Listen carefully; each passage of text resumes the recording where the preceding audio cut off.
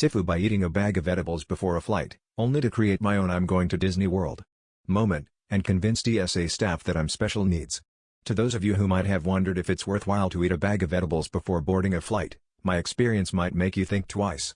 I figured that if I popped a few special chocolates after arriving at the airport, but before going through security, I'd sink comfortably into my seat on the plane, have a great time watching a light-hearted in-flight comedy movie, and painlessly arrive at my destination before I even knew it.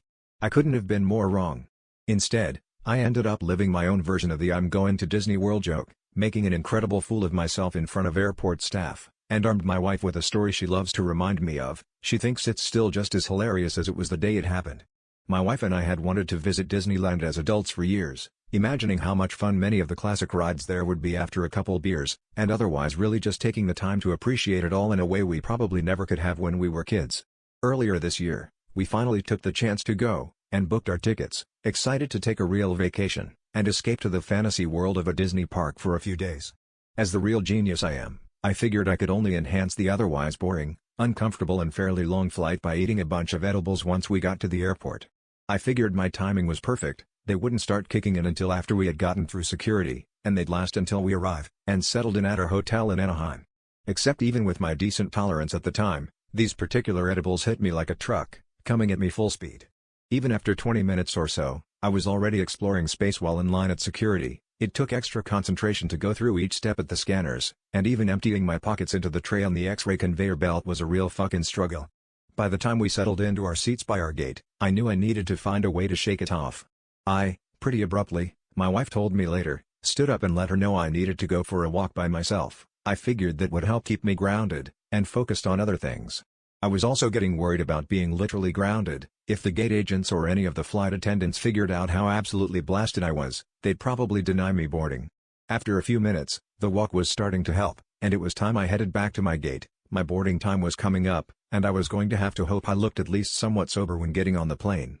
Looking around the part of the airport I was in, I didn't recognize anything around me. Glancing up to the sign above me, my stomach sank when it read "Baggage Claim and Taxi Pickup." I had somehow gotten out of the departure area. I must have walked through one of those one-way gates you often go through at your destination, without even noticing. I was going to have to go back through security again, and I figured I was screwed. In my head, the TSA agent was going to know how baked I was, and they were going to tell the airline I can't fly.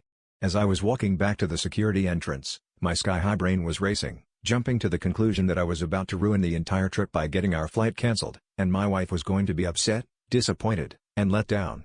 What if getting denied boarding was the last straw in a secret, long list of grievances? What if this event is the catalyst that leads to our marriage falling apart? What if that sends me spiraling into a depression that costs me my job, and I end up living alone in a cardboard box? Such are the thought paths of someone having an exceptionally bad time while absolutely schwacked. I arrive back at the security checkpoint, only to seemingly have my fears confirmed. The TSA agent scanning boarding passes at the beginning of the line takes a look at me and says, "Wait a minute, didn't you already come through here? I swear I saw you like half an hour ago. What are you doing back here?" In my state of panic, I try my hardest to come up with a casual, yet clear explanation to reply with, something a totally sober guy might say. I managed to muster up my best effort, while not even looking at the TSA agent. I thought I couldn't let my eyes give myself away. After all, I reply with a sentence of pure literary mastery. I dunno. Except I didn't even enunciate the words, I just shrugged my shoulders and sort of mumbled it, in a sing-song kind of way.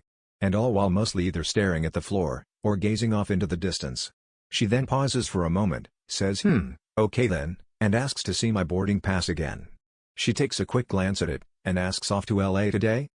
"No, Disneyland," I replied cheerfully. I don't know why I didn't just say yes. I was going to LAX. I guess I was trying to make conversation? Beats me, now that I'm looking back on it. Right then, the TSA woman looks at me as if she had just made a grand realization, and I figure I'm screwed. She's onto me.